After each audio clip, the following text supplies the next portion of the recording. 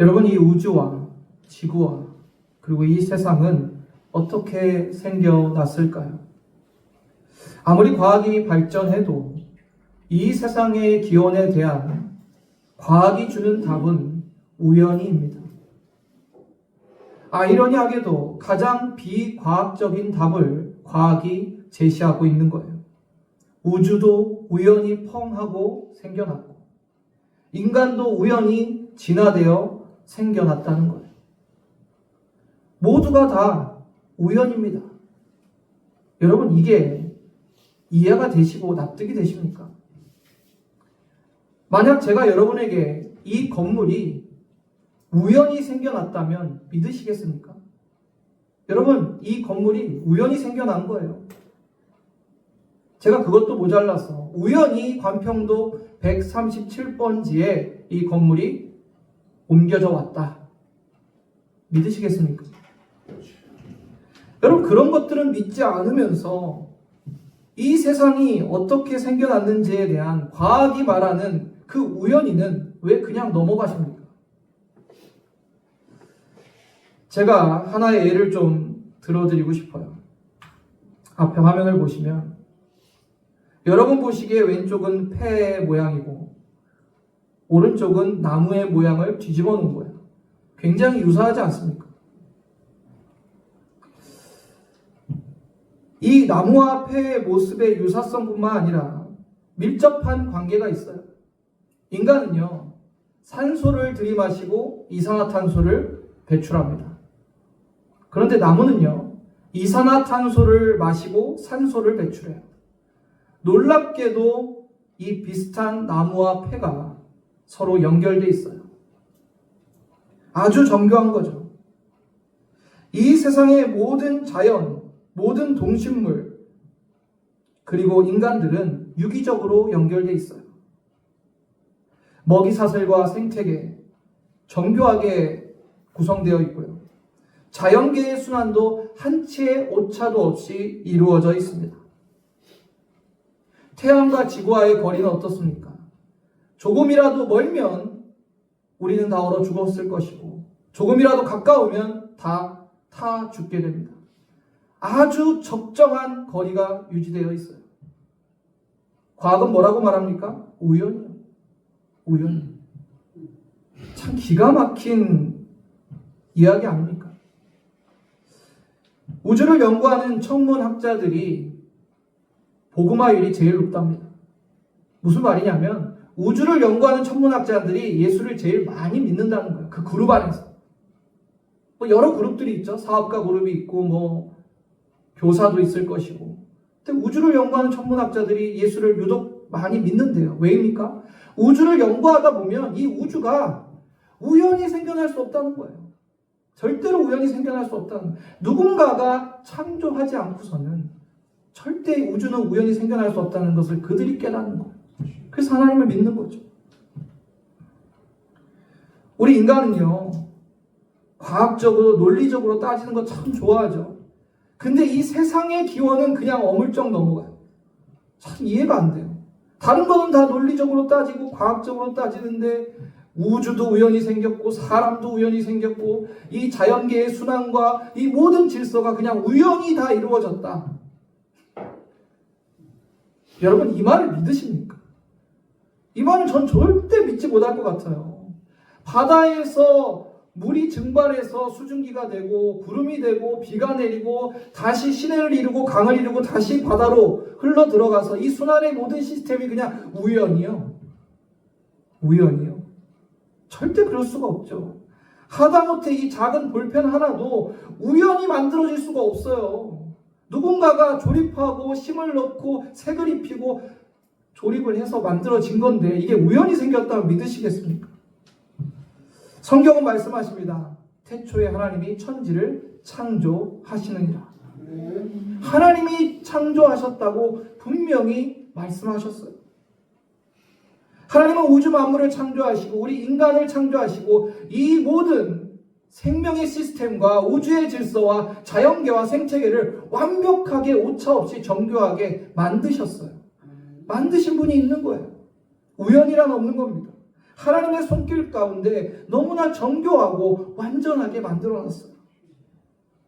여기서 우리가 질문이 생겨요. 왜 신은 그럼 인간을 창조하셨을까? 그렇죠. 창조의 목적이 있을 거 아니에요.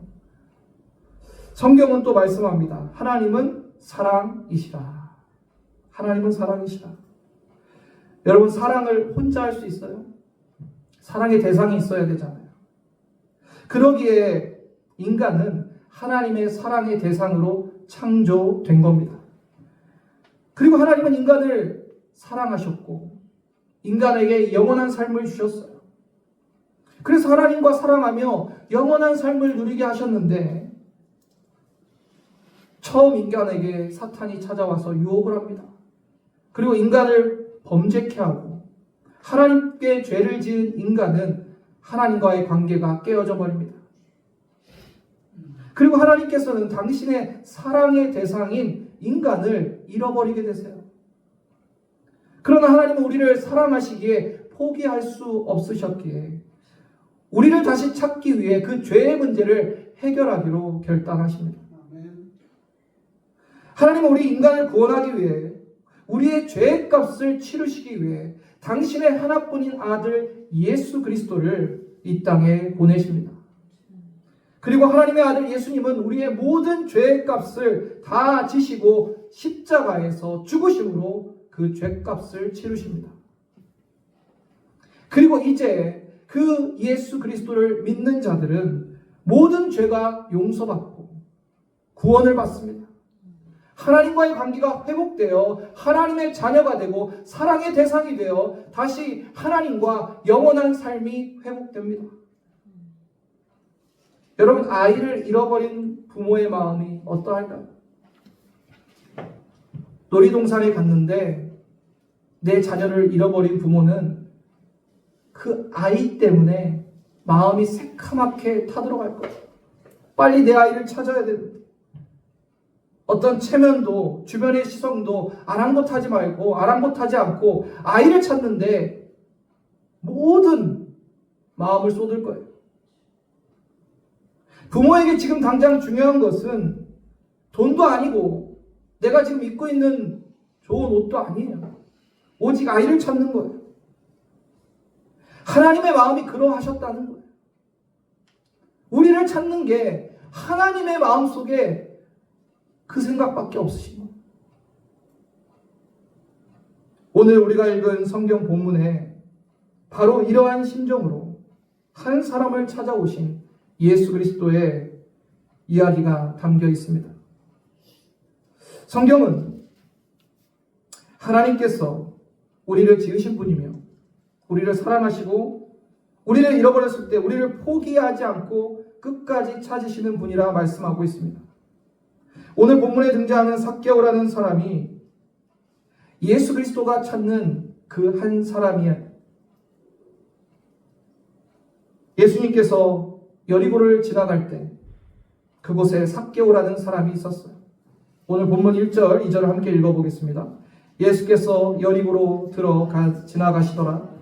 삭개오라 이름하는 자가 있으니 세리장이요 또는 부자라. 삭개오는요 세리였어요. 그리고 세리장이었습니다.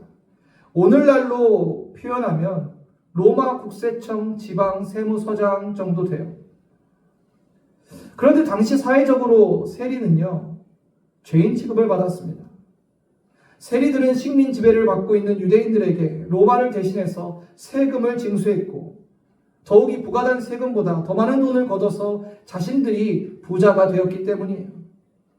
삭개오는 지나갈 때마다 사람들에게 눈흘김을 받습니다. 사람들은 죄인이라 소리칩니다. 세리는 당시에 허가받은 강도라고 불릴 정도로 인식이 매우 좋지 않았어요. 이 죄인아, 이 강도야 라고 사람들은 외칩니다. 삭개오는 부자는 되었지만 슬프고 공허했어요. 현대사회에도 삭개오와 같은 사람들이 많이 있습니다. 남이 부러워할 만한 직장, 좋은 집, 넉넉한 통장의 잔고는 가졌지만 텅 빈 마음을 주체하지 못하고 우울증과 불면증에 시달리는 사람들이 얼마나 많습니까?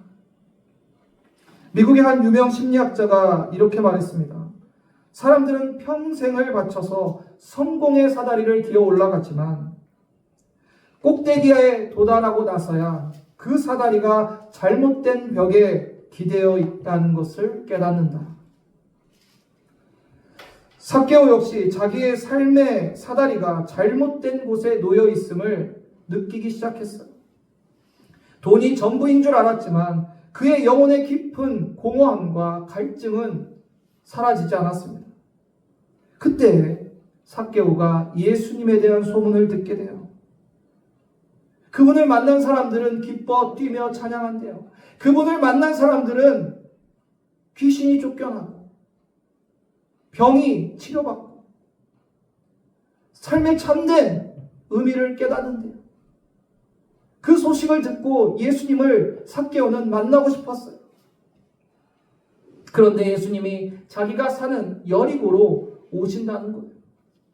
오늘 본문 3절, 4절 함께 읽어보겠습니다. 시작. 그가 예수께서 어떠한 사람인가 하여 보고자 하되 키가 작고 사람이 많아 할 수 없어 앞으로 달려가니 보기 위하여 돌무화과 나무에 올라가니 이는 예수께서 그리로 지나가시게 됨이더라. 아멘. 예수님이 여리고로 지나가신다는 소식을 듣고 삭개오는 한 걸음에 달려갑니다. 그가 키가 작아서 사람이 너무 많고 예수님을 도저히 볼 수가 없어서 돌무화과 나무로 올라갑니다. 세리장이었지만 자기 체면, 사람들의 인식 상관없었어요. 예수님을 보고 싶었어요. 예수님을 만나고 싶었어요. 그리고 놀라운 일이 일어납니다. 수많은 무리가 둘러싸여 있는 그곳에서 예수님이 정확하게 삭개오를 바라보시고 그리고 말씀하셨습니다. 오늘 본문 5절을 보시면 예수께서 그곳에 이르사 쳐다보시고 이르시되 삭개오야 속히 내려오라. 내가 오늘 내 집에 유하여야 하겠다 하시니 삭개오는 깜짝 놀랐어요. 왜냐하면 삭개오는 예수님을 만난 적이 없어요. 당연히 예수님도 삭개오를 만난 적이 없습니다. 그런데 어떻게 자기 이름을 부르고 예수님께서 정확히 자기에게 다가오셔서 삭개오야 내려오라라고 지금 부르고 계실까요? 사람들은 그를 매국노, 돈벌레라고 불렀지만 그의 본래 이름은 삭개오예요. 이 이름의 뜻은 순결한 자, 의로운 자라는 뜻이에요. 그 원래 이름을 예수님께서 다정하게 불러주고 계신 것입니다. 여러분, 삭개오가 예수님께 다가갈 수도 없고 그 수많은 사람 중에 삭개오가 누군지 예수님이 알 방법이 있었을까요? 그렇지만 예수님은 삭개오를 이미 알고 계셨고 삭개오를 찾아오십니다. 삭개오가 예수님을 만나러 그곳에 갔지만 사실은 예수님이 삭개오를 찾아오시고 만나주신 거예요. 그리고 예수님은 말씀하십니다. 오늘 내 집에 내가 유하겠다. 그럼 기독교가 말하는 구원은요, 신을 찾아서 고행을 하는 것이 아닙니다. 신이 먼저 찾아오는 게 기독교예요. 그분이 예수님이세요. 하나님이 나를 먼저 찾으시고 부르셨어요. 그리고 예수님이 나에게 오신 거예요. 오늘 이 자리에 오신 여러분은 그 예수님이 여러분을 부르셨고 초청하셔서 이곳에 계신 거예요. 왜요? 이것도 우연이라고 말하고 싶으십니까? 우연이가 아니에요. 예수님이 여러분을 먼저 찾으셨고 부르셨기에 이곳에 있는 것입니다. 제가 하나 간증 영상을 좀 같이 보고자 합니다.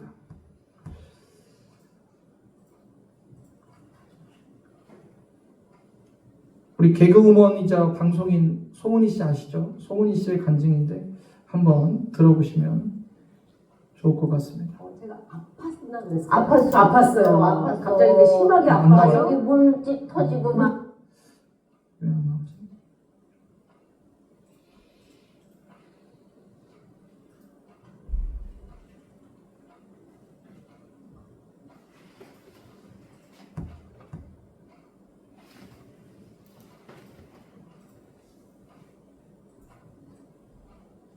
다시 보실게요. 제가 아팠나 그랬어요. 아팠어. 아팠어요. 아팠어. 갑자기 이제 심하게 아파서 여기 물집 터지고 막. 물집 터지고 막 해서 아파서 그런 경험을 하고 오는 길에 그냥 교회를 나가봐야 되겠다 이 생각 그냥. 하나님이 훅 마음에 들어오신 거잖아. 쉽게 그렇죠. 얘기하면. 그러니까 지금은 그렇게 이야기할 수 있는데 그때는 뭔지 몰랐죠. 그치. 그냥 나 하나님 궁금하다 이 생각으로 최강희 씨가 그때 항상 저를 전도하고 있었거든요. 언니 내일 교회 갈래? 그럼 저희 안 꺼져요. 막 이러고 이랬어요. 그래가지고 네, 그래서 와서 강희한테 너 내일 교회 갈 거니? 그랬더니 언니 갈 거야. 그래서 그럼 나도 듣고 가봐. 이렇게 했거든요. 그랬더니 이제 강희가 뭐 아침에 갈 거야? 그래서 나는 너무 이른 아침은 좀 그렇고 뭔지 잘 몰라가지고 네가 고를 수 있는 고를 수 있는 줄 알았어요. 제가 가는 시간을 고를 수 있는 줄 알고 내 시간에 맞춰서 야, 아침에도 있고 오후에 뭐 저것도 있잖아. 오후에 갔으면 좋겠다. 그래가지고 오후에 가니까 오후에 가자. 그래고 이제 그 당시에 최강희 씨가 시장 안에 있는 상가에 3층인가 2층에 있던 작은 교회를 출석하고 있었어요. 출석교인이 100명 정도 됐던 것 같아요. 작은 교회는 아시지만 이제는 알지만 오후에 없잖아요. 없지. 최강희 씨가 있다고 그런 거예요. 그거 어떻게 만든 거야? 아니요. 걔 있는 줄 알았대요. 그래서 갔는데 예배가 없고 몇 분 이렇게 모여서 앉아 계시는 거예요. 나눔을 하는 시간이 맞아요. 있습니다. 근데 제가 이게 머릿속에 그랬던 뭐 예배 분위기는 막 박수 치고 그치, 찬송가도 그치. 이런 게 아니고 조그맣게 이렇게 있던데 뭐지 하고 쭉박거리고 있었는데 그냥 거기에 있는 분들이 이렇게 손짓을 하는 거예요. 손짓을 하니까 또 이제 난가? 예의가 있으니까 우리 또 이렇게 들어가서 그냥 근데 조용히 그냥 의자를 주시고 여기 앉으라고 했고 아니 소은 씨가 어떻게 왔어요? 뭐 최강희 씨 아니에요? 이런 얘기 없이 본인들이 하고 있는 걸 하셨어요. 그리고 그냥 앉아 있었어요. 그때 뭐 한 주일 동안 어떻게 지금으로 따지면 신앙 나눔을 하고 있었던 거죠. 근데 그때 그게 뭔지 몰랐고 사람들이 뭐라는 거야? 근데 저도 그 얘기를 듣게 됐는데 그냥 눈물이 너무 났어. 그 자리에서 그냥 그 예배도 아니고 인생을 나눈 자리에서 그냥 너무 주체할 수 없이 제가 원래 T라서 눈물이 많이 없는데 그냥 너무 눈물이 났어요. 주체할 수 없이. 그리고서 그냥 교회 다녀야 되겠다 라고 마음을 먹고 그 다음 주부터 진짜 주일은 그냥 교회 가는 날 이렇게 생각하고 교회를 다녔고 그리고 나서 그 교회에서 세례를 받았고 엄마한테 세례 증서를 들켰고 엄마랑 집에서 한바탕 했고 뭐 이런 이제 신앙의 여정들이 시작이 됐죠. 쉽지 네, 여기까지 보십니다. 여러분 어떠세요?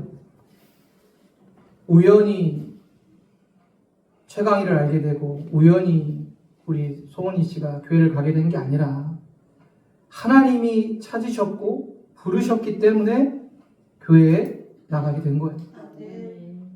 그래서 현재 여러분이 이곳에 있다는 것은 우연히가 아니라 하나님이 찾으셨고 부르셨기 때문에 이곳에 계신 겁니다.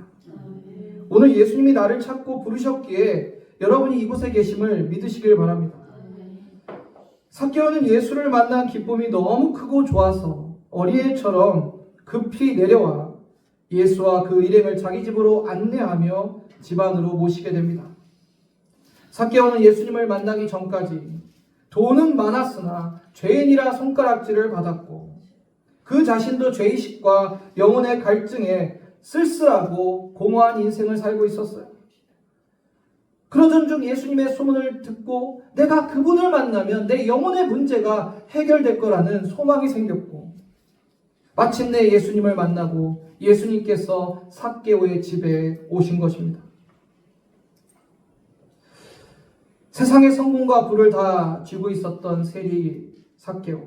그러나 그의 영혼의 문제는 해결되지 않았고 늘 마음은 괴롭고 힘들었어요. 여러분 스스로 나를 돌아보시길 바랍니다. 내가 아무리 성공하고 부를 얻는다 한다 할지라도 그런 것들로 우리의 영혼과 우리의 마음의 공허함을 채워줄 수가 없어요. 오직 예수님을 만나야 우리의 죄의 문제와 영혼의 갈증이 해결될 줄로 믿으시길 바랍니다. 그분을 만나야 참된 영혼의 기쁨과 평안을 누릴 수 있어요. 오늘 삭개오처럼 구원자여 주님이신 예수께로 나아가는 저와 여러분 되기를 주님의 이름으로 축원합니다. 본문 6절을 보시면 이제 삭개오가 급히 내려와 즐거워하며 영접하거늘이라고 기록되어 있어요. 삭개오는 예수님과 제자들을 자신의 집에 영접하고 정성껏 대접합니다. 요한복음 6장 44절 함께 읽어보겠습니다. 시작. 나를 보내신 아버지께서 이끌지 아니하시면 아무도 내게로 올 수가 없으니 오늘 그를 내가 마지막 날에 다시 살리리라. 아멘.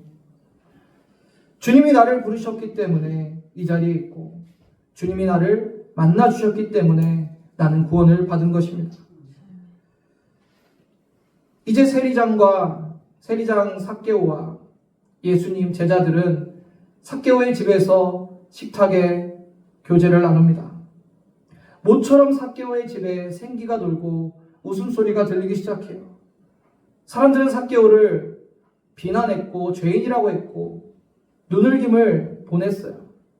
그러나 예수님은 전혀 그렇게 하지 않으시고 따뜻한 미소를 지으며 삭개오를 바라보셨습니다. 그런데 이 소문이요, 동네에 금방 퍼졌어요. 세리 삭개오가 예수님과 그 제자들을 자기 집에 초청해서 밥을 먹고 있다더라. 사람들이요, 비난하고 조롱하기 시작합니다. 오늘 본문 7절을 보시면 뭇 사람이 보고 수군결에 이르되 저가 죄인의 집에 유하려 들어갔더라 하더라. 삭개오만 조롱하고 비난하는 게 아니라 예수님까지 싸잡아서 비난하고 있어요. 무슨 얘기냐면 저 갈릴리에서 온 랍비인지 뭔지 아는 예수가 저 죄인 삭개오와 어울려서 밥 먹고 있고 교제하고 있다. 로마 정권의 빌부터 세금을 뜯어내는 저 죄인과 함께하고 있다며 사람들이 수군거리는 거예요. 집 밖에서는 사람들이 조롱하고 비웃었지만 그 집 안에서는 놀라운 구원의 은혜가 임하고 있었어요. 식탁의 분위기가 무르익자 삭개오가 놀라운 고백과 결단을 합니다. 본문 8절을 함께 읽어보겠습니다. 삭개오가 서서 주께 여짜오되 주여 보시옵소서. 내 소유의 절반을 가난한 자에게 주겠사오며 만일 누구의 것을 속여 빼앗은 일이 있으면 내 갑절이나 갚겠나이다. 아멘. 아무도 삭개오에게